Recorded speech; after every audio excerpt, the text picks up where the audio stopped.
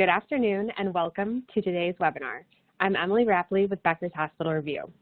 Before we begin, I'd like to share a few housekeeping notes.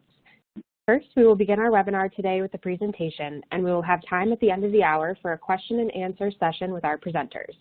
Audience members can submit questions at any time throughout the presentation by typing them into the control panel in the space labeled Enter a Question for Staff and clicking Send. We look forward to hearing your questions. I'd also like to note that our session today is being recorded and the recording will be available after the event. All registrants will receive a copy of the presentation via email. Please allow up to a week for this to arrive in your inbox. And with that, it is now my pleasure to start today's webinar by introducing our presenters. You'll be hearing today from Matt Troup, the President and CEO of Conway Regional Health System. A little background here on Matt. Matt began his role as President and CEO of Conway Regional Health System in August 2015 as part of a 5-year management agreement between Conway Regional and CHI St. Vincent in Little Rock, where Matt had been serving as Vice President of Ancillary Services. Prior to his leadership role at CHI St. Vincent, Matt was COO and Site Administrator at Holmes Regional Medical Center in Melbourne, Florida. In this role, he provided strategic and operations oversight for the hospital and trauma center. Joining Matt today is Bob Porter, the Senior Vice President and Executive Coach of MEDI Leadership. Bob is an accomplished organizational leader with over 30 years of experience in health system leadership. He has extensive experience in working with senior executives in complex settings, with a proven track record for engaging diverse stakeholders in the redesign of systems and processes to achieve breakthrough performance. At this time, I'm pleased to turn the floor over to Bob to begin today's presentation. Thank you, Emily, and thank you all for joining us. I thought what I would do is provide a quick overview of what you can expect to hear this afternoon, and then I'll turn it over to Matt to give you some background. We're going to start there. Matt will provide information on the context and background circumstances that led up to the transformation that's underway at Conway Regional Health System. And then we'll move on to summarize a set of conditions, the prerequisites for success that were key to the progress that Conway has realized over the last couple of years. And then we'll talk more specifically about 4 essential building blocks for transforming the hospital-physician relationship, hopefully giving you a toolkit that you can contemplate and adapt and use in your own environments to help advance in this area. Then lastly, we want to share some closing thoughts on the sort of philosophy or spirit of this movement. Tactics are not enough if you don't first reset the mindset that forms the character of the hospital-physician relationship. So I want to share our perspective with you and then hopefully hear from you in terms of your questions. So with that, let me turn it over to you, Matt, to talk a little bit about the background and the context there in Conway. Awesome. Well, thank you, and it's a pleasure to be with you all today, and thank you for that introduction. Conway is located about 35 minutes northwest of Little Rock. I know we've got folks from all over the country on the call today, but about 35 minutes northwest of Little Rock, and it's a community of about 65,000, about 120,000 in our county, and then about 200,000 in our immediate service area, those counties that border Faulkner County. So I say that to say that it is, in different scales, obviously a relatively small market to many markets that might be represented on the call. Conway is a very progressive community. It's known as the City of Colleges. I inserted a poster, an image of a poster from a recent Chamber of Commerce event that we had here in Conway that tells you a little bit about our community. But it's known as the City of Colleges because it's home to the University of Central Arkansas, Hendrix College, and Central Baptist College. It is a young community, full 10 years younger than the state average. And for our medical staff, it's largely a really locally focused medical staff. There aren't groups, traditionally, there have not been groups that have come up from Little Rock. If you come to Conway to practice as a physician, it's because you love your independence, you love the family-centric kind of lifestyle here, and you really want to be able to run your own practice. So there's a high degree of sense of independence and really pride in our community. As you can see in that picture on your slide there, it's the greatest city on earth. If you talk to folks from Conway, they would very, very proudly tell you that. Back in 2008, a group of physicians primarily proceduralists, so gastroenterologists, general surgeons, orthopedic surgeons, et cetera, got together and had decided that they wanted to build and own their own surgical hospital. And up to that point, the hospital had been pretty progressive, I would say, in partnering with physicians. It had a successful ambulatory surgery department, had a successful inpatient rehab hospital that it jointly owned with physicians. But the physicians really wanted to grow and to have a more definitive say in their hospital and role to play. 30 physicians may or may not sound like a lot to some of you, but to our hospital, and really based upon a couple of different assessments, this was ranging anywhere between 30 and 40% of our revenue stream. So if you step back for a moment and think of your own organization and what would happen if you lost 30 to 40% of your revenue, even the most fiscally healthy of us would have a hard time surviving that for very long. That's just an incredible delta to make up. So I say this to say it was a really, really significant threat. In the interest of time, I'll kind of speed through some of the history here, but what eventually happened is that these physicians bought land that was on the highway, great access along I-40, and eventually were unable to put their partnership together before the moratorium, and then subsequently sold their property to another health system out of Little Rock, which eventually became a comparably sized hospital to what Conway Regional is today in terms of size and scope. You know, today I can sit here 4 years from now and say that we have really progressed and come a long way from a growth perspective, but really deserves mentioning just how significant this threat was. As I said, 30 to 40% of our volume in a market that you know, really is growing, but is growing at a rate of about less than 1% a year. So it amounts to about 900 new residents in our county per year, which in healthcare growth terms is really not much.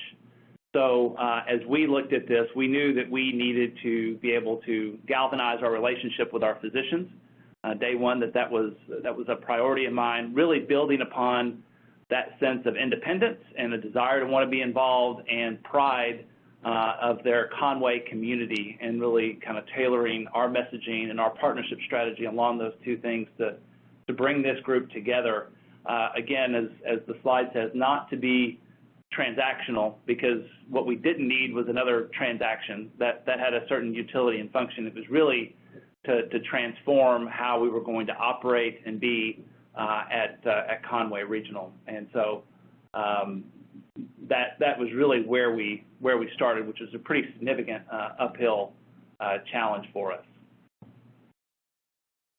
Bob? I'd like to jump in with to comment on that word of advice that's shown on the slide. If we go back, I think while Matt certainly had a compelling set of circumstances, I think what's proven to be true is that this is not just a tool for use when you have to. It's a model that positions organizations to accelerate their efforts to improve performance by recognizing and embracing the inherent interdependence with their physicians. So as we think about the transformation that America's healthcare system is striving to achieve, much of what's on the table lies at the intersection of the physician's clinical practice and the operating systems that health systems provide them with in order to pursue exceptional care. Whether it's new care models as we move to population health, or zero harm, or reducing unjustified clinical variation, this integration between the way physicians choose to practice and the systems that support them calls for this kind of collaboration that Matt has pursued. The old model, working in overlapping silos and with interactions driven largely by power or leverage, just aren't a formula for achieving the kind of transformation we're striving for. So let me talk then about, sorry?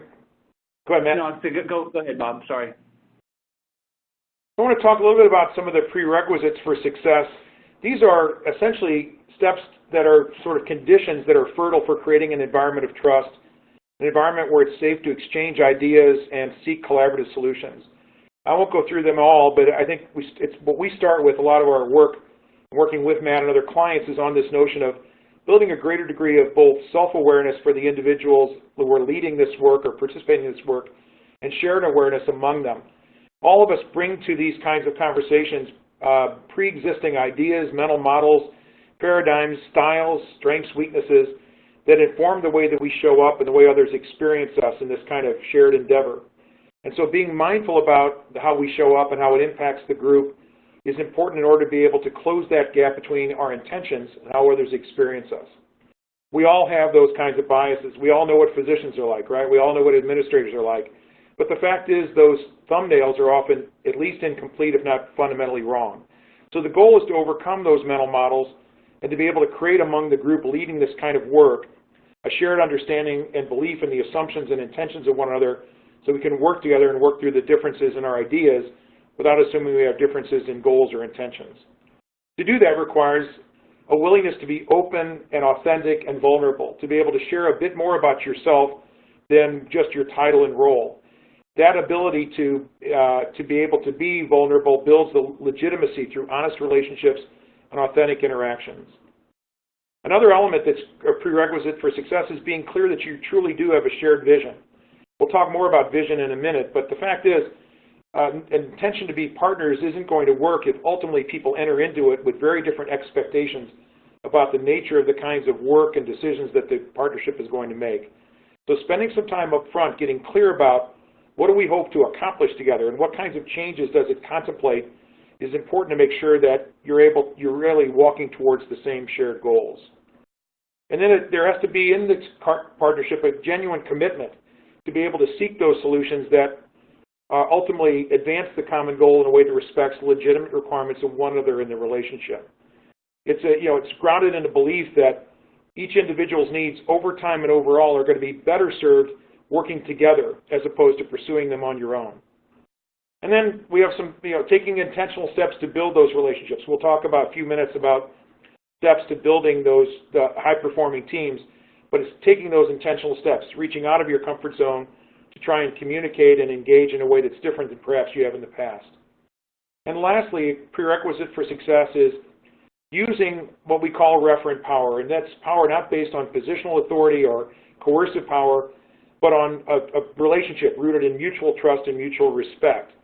So you bring to the table key influencers who are trusted by their colleagues on the medical staff, working side by side with people on the hospital side to craft solutions that they and then can take out to their colleagues and help build the kind of trust and support that you need in order to be able to make those changes successful. Anything to add, Matt? No, I think that leads very well into our next slide, especially when you talk about referent power. One of the things we did right out of the gate was to create a position, for lack of a better term, kitchen cabinet, and we really tried to identify both formal leaders, physicians who are maybe on the medical executive committee or in different medical staff appointed positions, but also informal leaders, men and women who maybe had been involved in leadership before or who were influencers in the community or within the medical staff, physicians that were highly respected and regarded. And we brought them into what I would call, semi-informal meeting once a month, and we just had kind of an open discussion about the future, about what kind of environment we wanted to have. And that was really intended to address this question on this next slide about trust, because there's really two forms of trust. When you think about trust, your moral ethical compass trust, and then there's trust, are you competent? Can you do the things that you need to do, and can you execute? And these sessions where we met with physicians in this setting was very helpful to help build relationships, build trust, be able to demonstrate to them that we had the competence and, of course, the character to be able to implement our strategy. So that importance of referent power just was absolutely critical here at Conway Regional. Yeah, the slide that you see in front of you is taken from Stephen R. Covey's book, The Speed of Trust, and it's got some powerful, simple but powerful principles. I think Matt's mentioned the character and competence. On the character side, we tend to think about integrity, being honest, open, candid, following through on commitments. And part of taking the time to learn each other beyond titles and roles is designed to give a sense that people very often share very much the same kind of passionate commitment to the same goal of creating an exceptional organization providing exceptional care. And that some of the assumptions we make, because people come at that common purpose from different points of view, oftentimes break down. They get to know each other and believe in each other's intentions, values, purpose. But the other one that's very important is that notion of being clear about your shared purpose, a belief that we're better together. And again, that's oftentimes when we see teams break down, this is where it starts to come apart. So an example might be, if a group's talking about addressing a problem like we want to try and reduce unjustified clinical variation, and there's a disagreement over the method or the approach to how we want to address a particular evidence-based standard of care, it's easy at that point to start to assume that those differences in how to pursue the common goal are really differences in your commitment to the goal. So physicians begin to believe that hospital leadership only cares about money, or the hospital folks begin to believe that the physicians have no regard for the fiscal reality in which the hospital operates. Again, most times that is at least incomplete, if not fundamentally wrong. So being clear about that shared purpose and not letting differences in ideas become perceived as differences in values, goals, or purpose. Yeah, and I would add that in that absence of communication, when there's not active communication, people will make up some really interesting and sometimes very outlandish things in their head, and they will make assumptions about your intents really before you even have a chance to get ahead of it. So building trust is in large part just about communication and the frequency of and the pace of and really trying to be proactive in communicating, because absent that, a lot of times even physicians will get ahead of themselves. This step is really designed to create the cultural foundation for working together. Now, but you have to move beyond just in that cultural foundation or intention and begin to build a structure in which you can live into that. So maybe Matt, talk a little bit about the structure that you built through which that partnership has been carried out. Absolutely. Probably like a lot of people on the call today, I have worked in a largely voluntary medical staff, meaning most physicians are private practice. They're not owned practices. And we have, in my career, really struggled to bring in physicians as partners, and particularly to add on additional meetings onto additional structures that were already in place. So one of the first things that we really tried to do, other than that kind of physician kitchen cabinet I spoke of before, is really try to structure our partnership model really after our medical staff, so that we weren't being redundant with a lot of the processes and structure that were already there. But when we talk about that physician cabinet meeting monthly, it eventually ended up meeting even more frequently to really flesh out what a partnership could look like and how we're going to communicate. One of the things that we have adopted is within our structure is an ACM, what we call Accountable Clinical Management newsletter that communicates our progress. We have really been intentional about not only communication and really having meetings with our dyad leadership, but then also following up after meetings to make sure that objectives and goals are being met. And so I'm a big believer that you can't just talk to a lot of these Covey principles without structuring it into your process, without structuring it within your organization, because absent structure, it's just not going to happen. And you've got to be just as intentional when it comes to trust as you are about managing your fiscal operations or how you manage capital or any other aspect within your organization. You've got to be just as deliberate with trust as you do in any of those other places. So it sounds simple and intuitive, but it takes intention and practice and application. So if you're with us so far, we've kind of built a fertile cultural foundation for this and the trust, and now a structure in which to try and live into that culture of partnership. The next step is really building skillfulness in terms of how you work within that structure. And so this slide talks about some things that really create the capability to try and manage together to make decisions that, again, advance that common purpose in a way that reflects the needs of the legitimate requirements of one another. Matt already mentioned communication. Communication in all directions, the ability to communicate in a way that involves deep listening, to understand each other's needs and requirements in terms of how you go about advancing, again, the goals that you share together. It's communication designed not just to speak to and advocate for your particular approach, but to try and understand together what are all the dynamics that are at work so you can fashion an approach together that respects, again, the needs of one another. Collaboration is a skill. It takes that intentional steps that we've talked about to build trust, but if you can't manage through differences well, the trust begins quickly to break down. So it involves letting go of the need to control in favor of designing solutions where you share control, reflecting a commitment to the needs of one another in the pursuit of your common goal.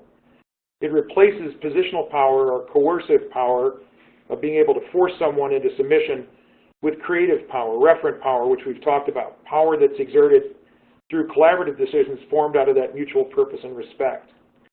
It involves a commitment to support decisions made together, even if it isn't the preference either party would have wanted when you entered the room, provided that their needs have been heard and respected in the way in which the decision was formed.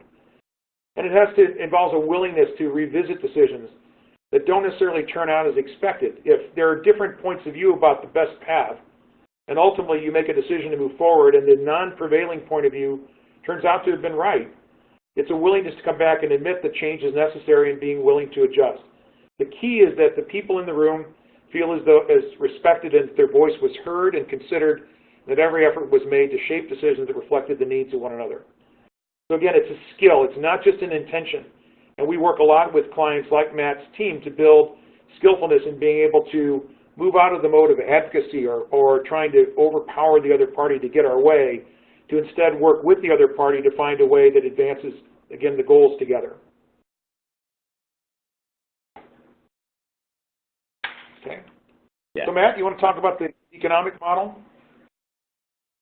Yeah, just maybe to tag on to a couple of things that you said before. I will really emphasize that this new model of partnership isn't just new for the physician. It's new for the administrator as well. Our team really went through a process of having to rethink how they operate. You know, where before we may have faced a strategic decision or a project and really thought internally, and then kind of thought about how the physicians would respond after the fact, or you know, at what point do we bring in physicians? We were bringing in our physicians and medical staff earlier and earlier and helping us solve operational issues or quality issues.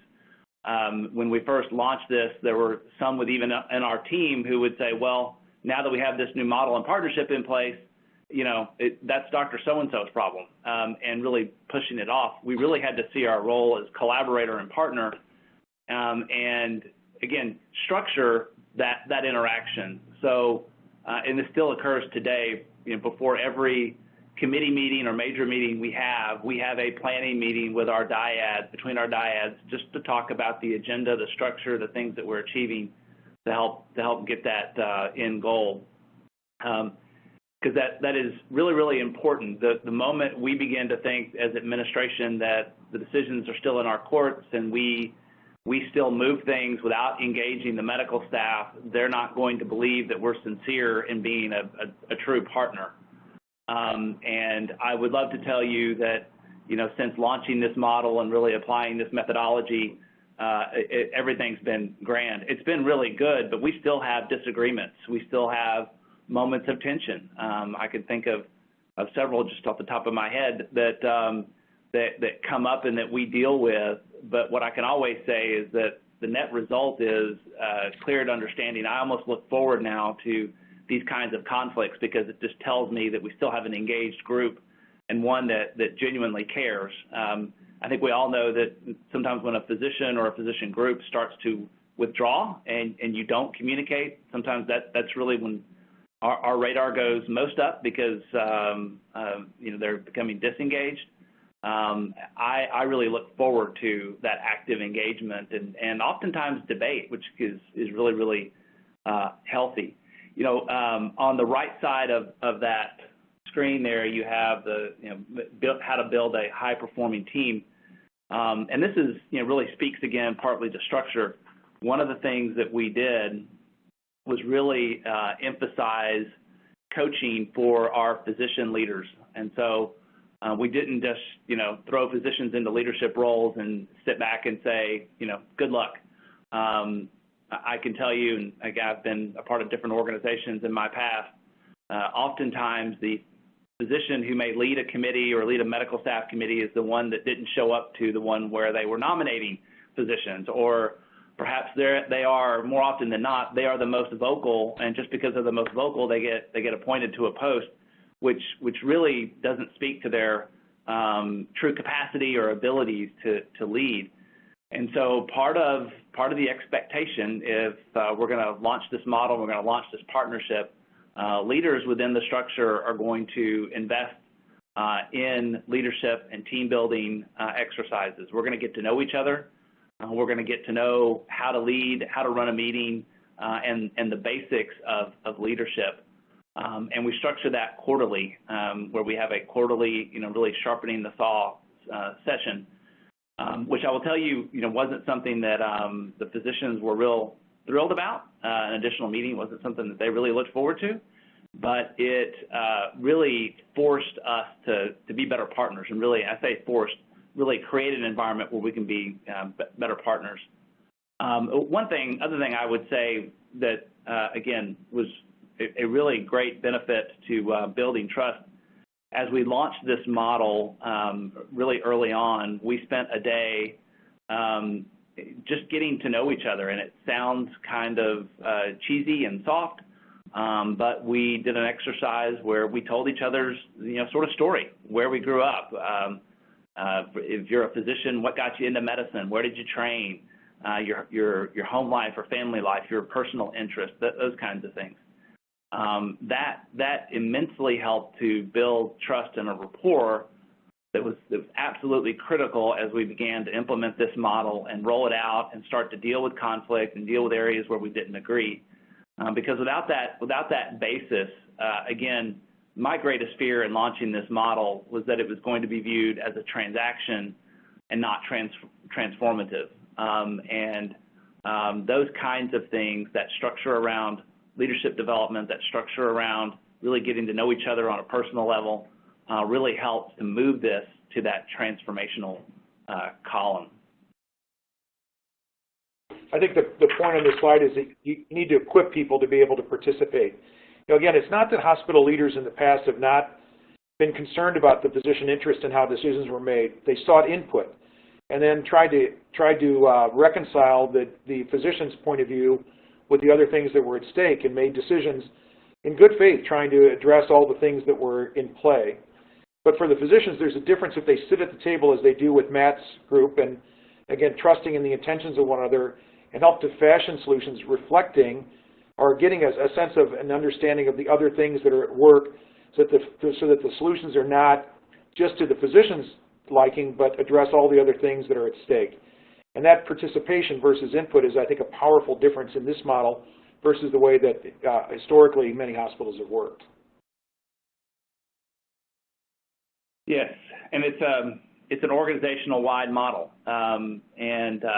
Step 3 really speaks to kind of how that model is structured economically. So we have 5 committees that largely, as I said before, represent or reflective of our medical staff. So performance improvement is one of our committees within our medical staff bylaws. That's also a part of our ACM structure. Our leadership council is effectively our executive committee structure within our medical staff. And physicians are not volunteered. We have a very deliberate process where our leadership council comes together. We look at physician participation. If physicians don't attend meetings, they are removed from committees. If they don't show a whole lot of interest, or sometimes even if their input within a committee isn't really necessarily constructive, or they're not very engaged, sometimes they will not be reappointed to a committee. And so it's seen that if you're on a committee, you've got something to contribute and something really of value. I will say, and this is something I slipped my mind on the prior step, one of the really cool benefits of this model and approach is that those physicians that in previous lives were most vocal, sometimes the most cantankerous and difficult to deal with, who got on leadership because they were difficult to deal with and cantankerous. This model really almost negates that sort of sense of cynicism, and physicians that maybe were on the periphery or just kind of in the middle, just kind of came to work every day, suddenly that are engaged, really drown out a lot of that negativity that I think every hospital has. Every hospital has those physicians that just are very engaged and very passionate, but sometimes not always in a constructive way. This model really helped to pull those contributors together in an effective way. But from a compensation standpoint, we compensate physicians for their attendance and engagement at the committee level, but then also to goal achievement. So we have a set of metrics that we identify at the beginning of the year. Those metrics are set, and then they're tied to different committee structures. So performance improvement, for example, may have different throughput measures that they focus on and that they work on as a group.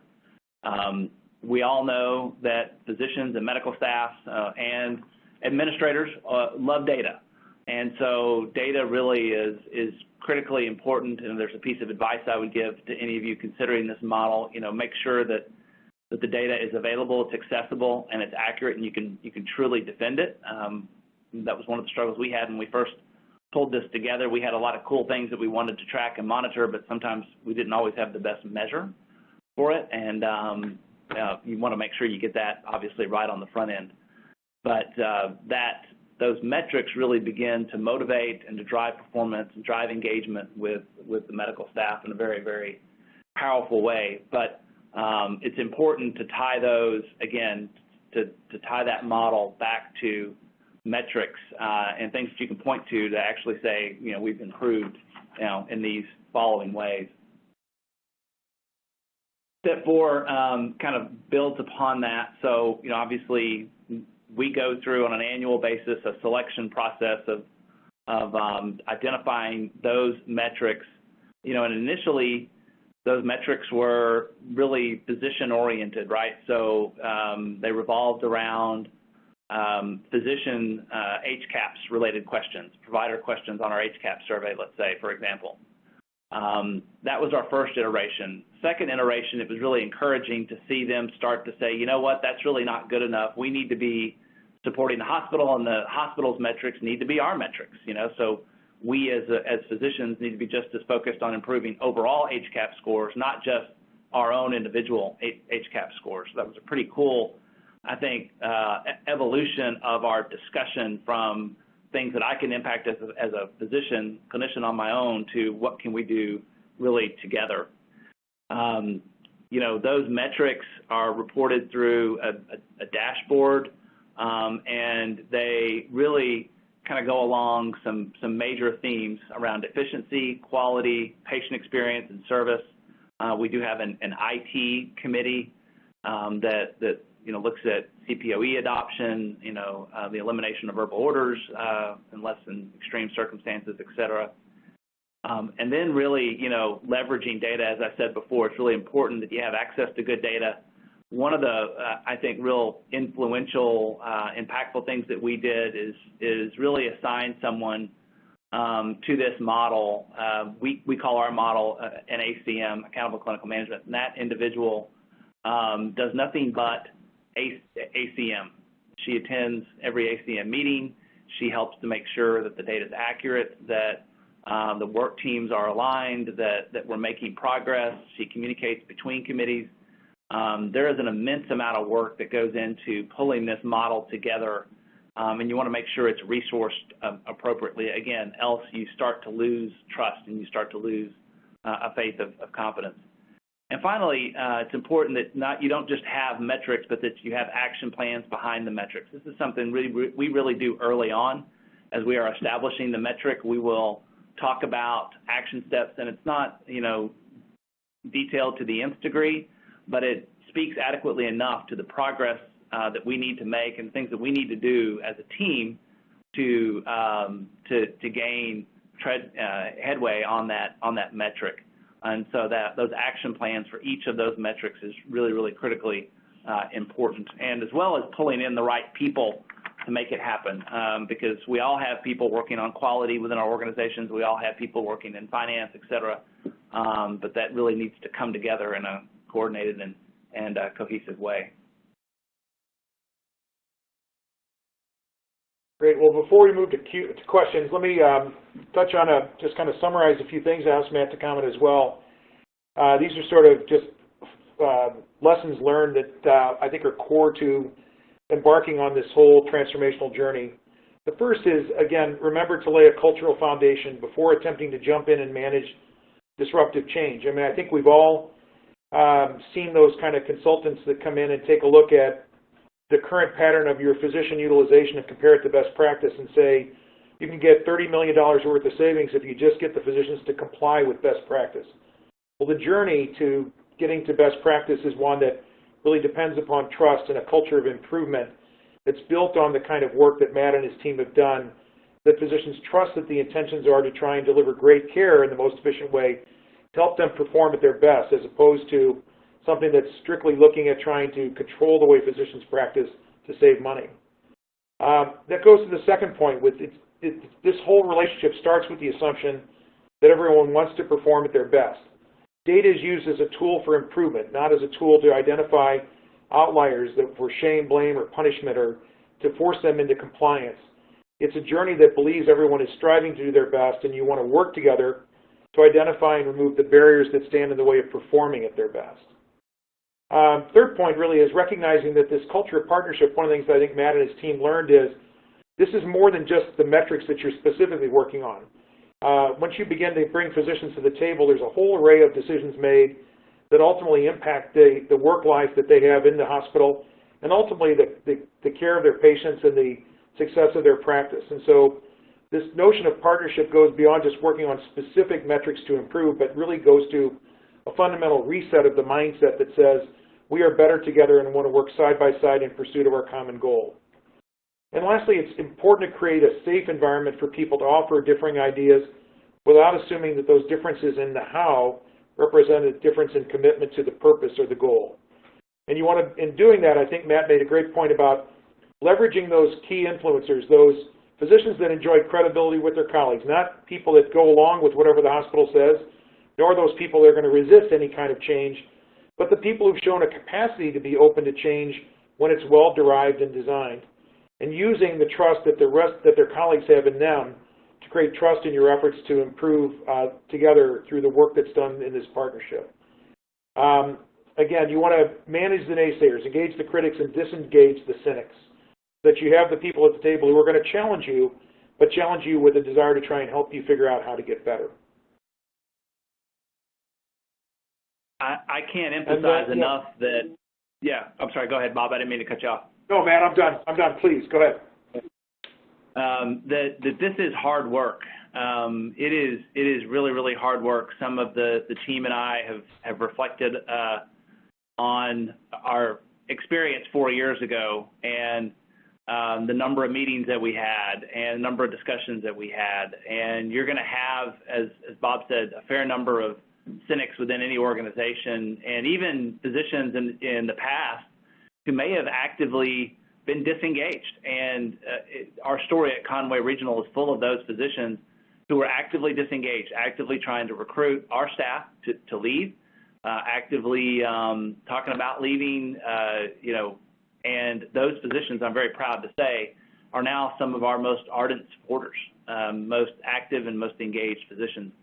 And I 100% believe that had we not had another resource coming along beside us to help us be intentional about how we establish trust, help us really form a new way of how this relationship's going to work, pointing out to us where we had opportunity to really strengthen relationships and talk us through how we're going to deal with conflict.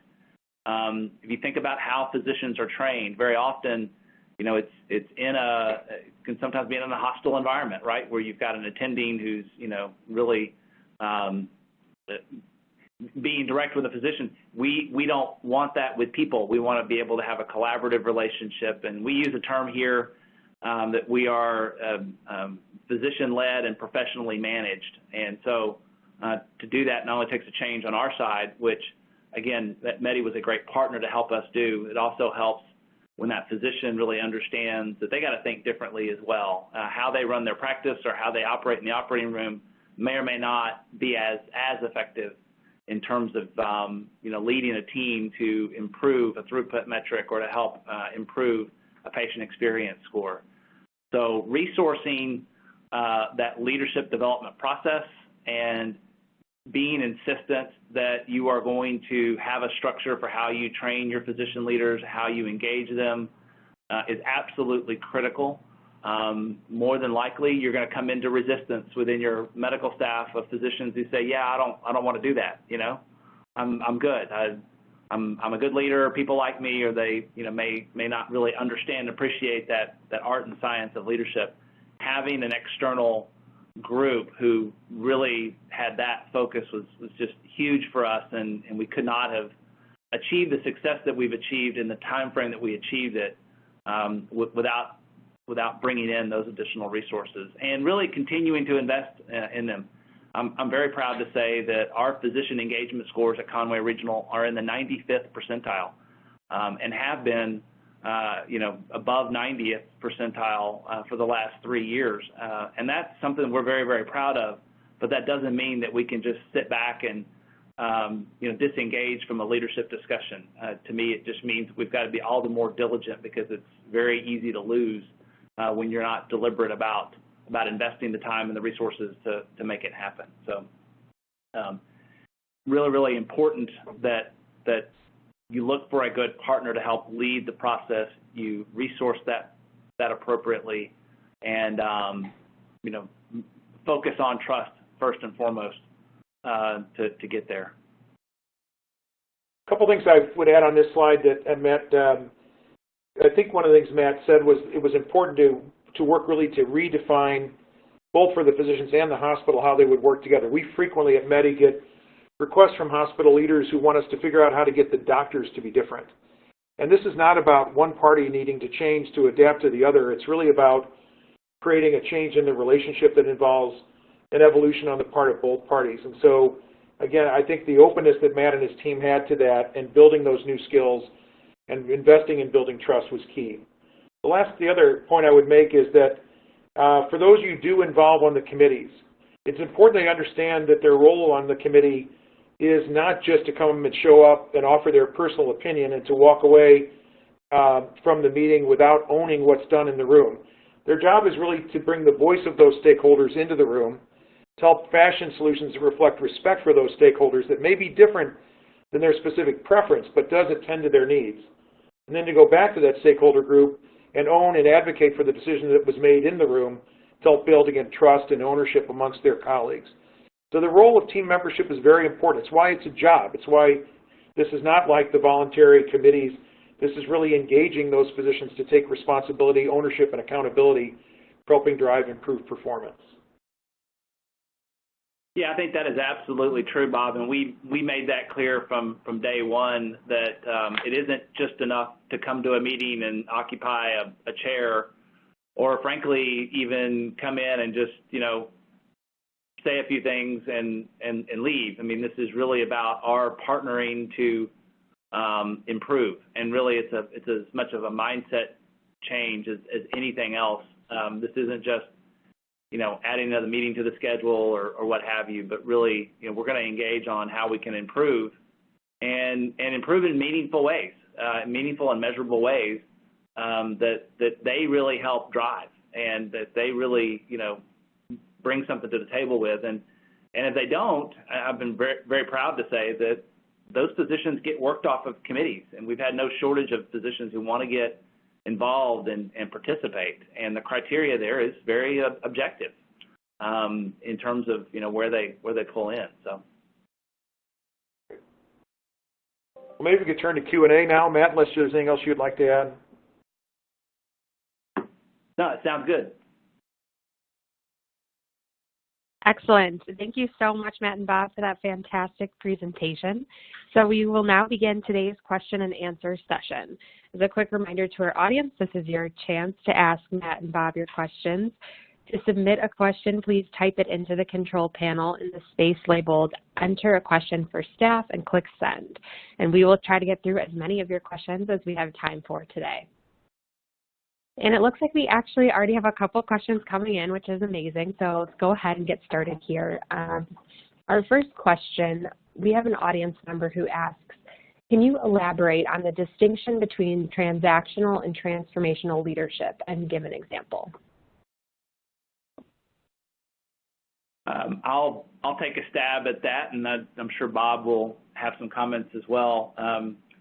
You know, transactional is two parties who have maybe a mutual economic interest. The ambulatory surgery department I mentioned before, you know, the hospital and physicians, surgeons came together and had a great transaction. There was value from the transactions. The physicians liked it. The hospital liked it. The other value add is that it helped to tie those physicians to Conway Regional, maybe in a tighter way. The challenge and what would make that partnership transformational is when we're really talking about how we can provide care differently.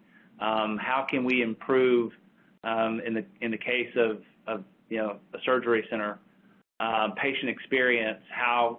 What's the future of ambulatory surgery services? What are other ways in which we can make ambulatory surgery a great place to work and people who want to come to work in ambulatory surgery? And really not just ambulatory surgery, but how does ambulatory surgery integrate with the broader health system strategy to serve its community and its nonprofit mission?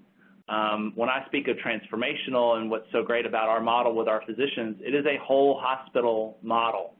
And so a hospitalist is just as concerned about, you know, reducing our infection rate or reporting of infections or reporting, you know, quality events as is a surgeon or as is another physician on staff. And so transformational is really getting us all together to look at the bigger picture of how do we attain our mission and vision in a way that's consistent with our values. It's not so much based upon a return on investment or a net income margin or a value per shareholder, but it's really attaching the heart and the head to further our mission and vision. Perfect. Thanks so much, Matt. So transformational sounds like that bigger picture type of leadership. Bob, did you have anything else you wanted to add here about transactional and transformational leadership? No, I think Matt said it perfectly. It's the difference between focusing on creating an economic opportunity versus fundamentally changing the way you make decisions that reflect that sort of collaborative spirit. And I know that there was a question back about giving an example, and I'll just try to be very, very brief. You know, in a transformational model, we're all focused on the same goals. There's a great example. We had an orthopedic surgeon, very, very involved, engaged physician, and we had an opportunity if we changed vendors to save a considerable sum. It helped us bump up a tier in our orthopedic implant pricing, and he was not a big proponent of it. He, you know, really, you know, wanted to keep with his current, you know, his past vendor, but he relented to the process. He understood the process. And there was a committee that voted on that change of a vendor. And in a transformational relationship, he's going to see the bigger picture and know that, hey, I'm part of a team and this helps my team. Whereas if it's transactional, he's going to say, look, you either do it, I'll go to the hospital across town and work there. Or, you know, I really don't care about what savings there are. In a transformational equation, he's really more focused on what's good for the team and being able to overlook or be able to challenge maybe some of the things that he's taken for granted day to day. Thanks so much, Matt. So our next question here is about employment. So we have an audience member who asks how the model will work when a majority of a hospital's physicians are employed. So in our case, we have several physicians that are employed and still are a part of the ACM.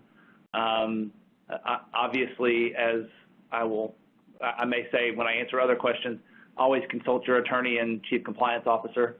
But the real model that we always reflect on an annual basis is fair market value. And when you add up all compensation, both from employment and from the ACM model, how does that compare to overall, fair market value? And we have found that is well within market standards, for our physicians. But where you have to be careful is in your metrics, right? So you can't, we try to have metrics for employed physicians that are not redundant with our overall ACM metrics. They're supportive of, but not redundant with. So we're not, compensating physicians duplicatively. We're really aligning the metrics, but we're not duplicating them, if that makes sense.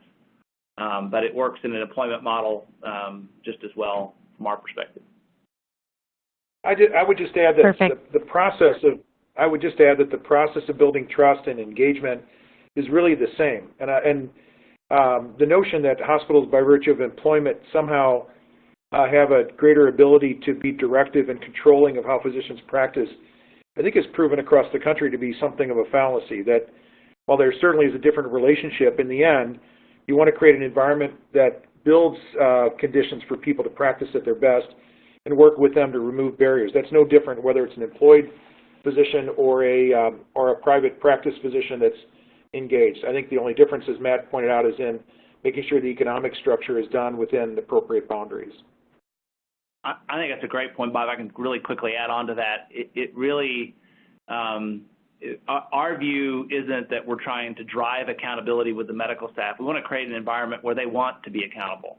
And that physician, whether they're employed or just private practice, we want to create an environment where they feel just as valued and they feel like it is their practice. Those are their patients.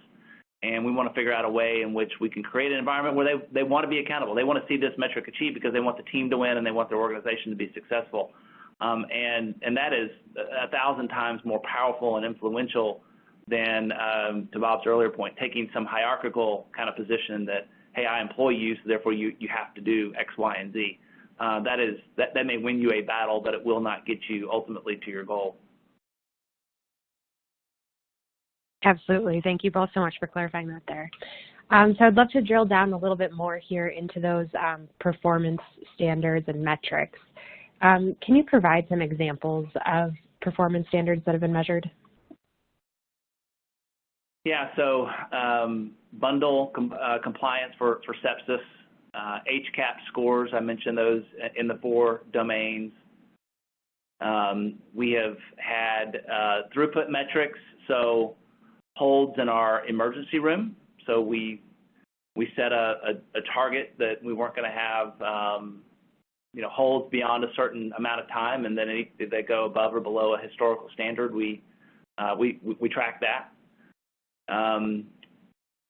Let's see. I mentioned discharge not final billed and CPOE compliance, but discharge not final billed is another one where we're looking at how we're doing with physician queries. Are they responding and helping us get claims out more quickly? A lot of this, it's interesting, is bringing physicians really into our world as administrators, and what are the things that sometimes frustrate us or complicate, our operations. And one of the educational sessions we had several months back was just on hospital finance. It's interesting. We take for granted, a lot of physicians don't understand what it takes to drop a claim, an inpatient claim, and their role sometimes when they don't complete their notes on time, or they don't dictate, or they don't sign off on an order, how that can really muck up our billing and claims process. So that has opened up other metrics for us to pursue, which has been really, really nice. Don't take for granted that they understand, really what gets in the way of an efficient revenue cycle and their role to help improve it. So Those are just a few things. We've also, I think it's fair to say anything that is related to quality, service, throughput. One other metric that we had, which I think was a great one, is community outreach. We have a goal to have our physicians out in the community speaking to different groups, different employers, not promoting Conway Regional per se, but really promoting community health. And so, that's a metric that we have, outreach. We also have a metric around taking students, medical students. So, we're on the verge of becoming a family practice residency training site, and so we want our physicians accustomed to having a student around. And so we have metrics where they are incentivized to take on students in their practice and let them come into the hospital. The more comfortable they are there, the more comfortable hopefully they'll be, taking residence in the future. So those are just a few. I just comment, as you listen to the examples that Matt's given, it points up what we said earlier, which is driving great performance is right at that intersection between the physician's clinical decisions and the processes and systems that support them. So that's why this is such a powerful model. It's not just getting the doctors to change, it's exploring together what stands in the way of great performance and working together to remove that. Second thing I would tell you is you've heard some complex metrics in there. One of the things that's been key is being able to support these teams with the kind of expertise to be able to map complex processes, understand root cause. You can't just throw people in the room and expect them to anecdotally solve those problems. So again, the investment in the structure for the skills and the expertise to support that is key. Perfect. Just one more follow-up here. Do you add financial incentives or attach financial incentives to those metrics? And if so, are they upside only? Is there a downside element to that? Can you just expand a little bit on that? Yeah, so again, another disclaimer, we went through a very extensive fair market value assessment with an independent third party to help value not so much the value of the metrics, but the value of the work that it would take to achieve the metric. I think that's a real key when you talk about valuing the model. It's not on the value to the hospital. It really is the amount of work and effort that it would take to move the metric, which ultimately, again, gets you to that FMV assessment. So we went through and really it's in a discussion with our physicians. We assign a value and it's negotiated basically. We try to let that be physician-led and really where physicians feel it's really important. You got to keep in mind that for them, this helps to drive priority as they're having discussion with their colleagues. So if they can say, hey, this metric is, fill in the blank, 10% of the total value, it gives them the ability to have that discussion as opposed to it really being insignificant. So we really value their input into that. But we assign a weight to each metric out of a total value pool. And then if I could just back up, there's a total value for the ACM and the services that those physicians provide. And then we divide that up in part from performance and in part based upon participation and committee involvement. And so that's more or less how we do it. Perfect. Thank you so much for clarifying that, Matt. And I think we have time here for just one more quick question. So this question comes to us from an audience member who wants to know more about identifying physician champions.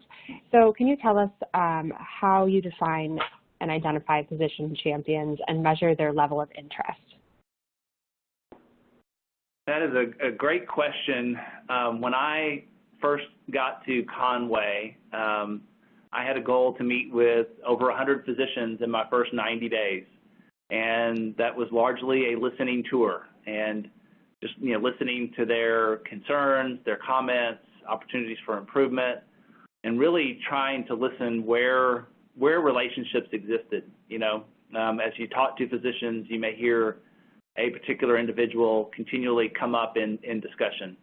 And you just kind of make note of that. One of the other things I did, particularly being new to Conway, was really value the team that was already here on the ground and what they had to say.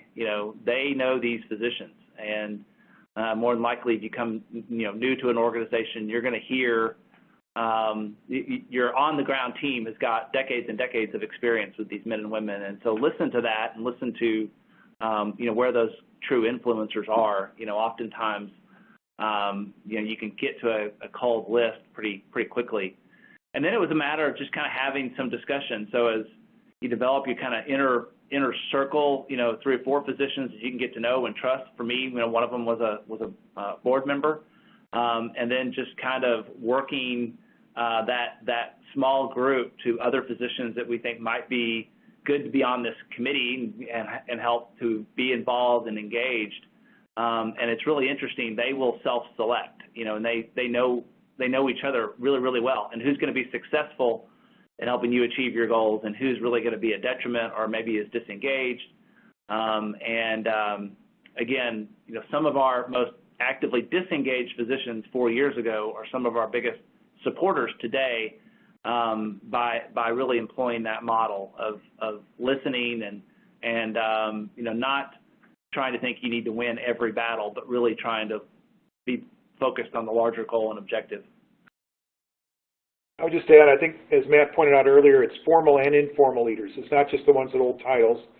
And it's really looking for the people that are willing to challenge but are open to dialogue and are willing to see things differently. They're not entrenched in their thinking and resistant just out of the box. But they also are going to challenge you to make sure that decisions are well derived, thereby having credibility with their colleagues. I think that's key. The folks that are on the, if you put folks on the group that are sort of going to be a tool or an instrument to just do the hospital's bidding to get buy-in from their colleagues, they won't have the referent power, the credibility to really convert the rest of the medical staff. So you want the folks that are critics but not cynics, that are going to be engaged enthusiastically and challenging along the way. Perfect. Thank you so much. So we are at the top of the hour here. Matt and Bob, do you have any just last quick final thoughts for our audience?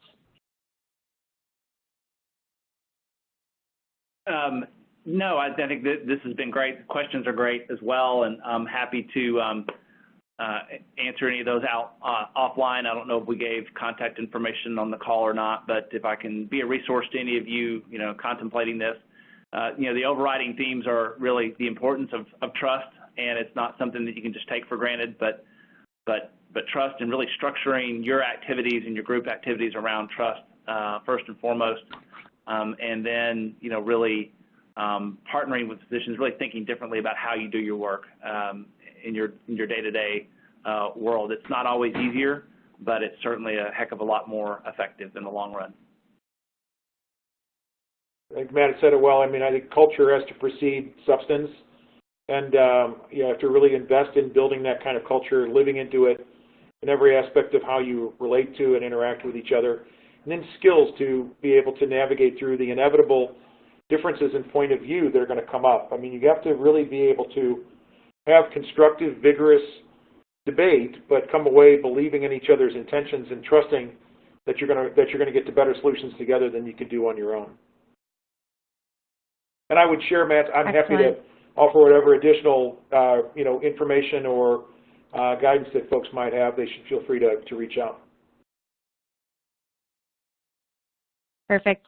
I want to thank Matt and Bob for their excellent presentation today and MEDI Leadership for sponsoring today's webinar. To our audience, please enjoy the rest of your day, and we look forward to having you join us for future webinars.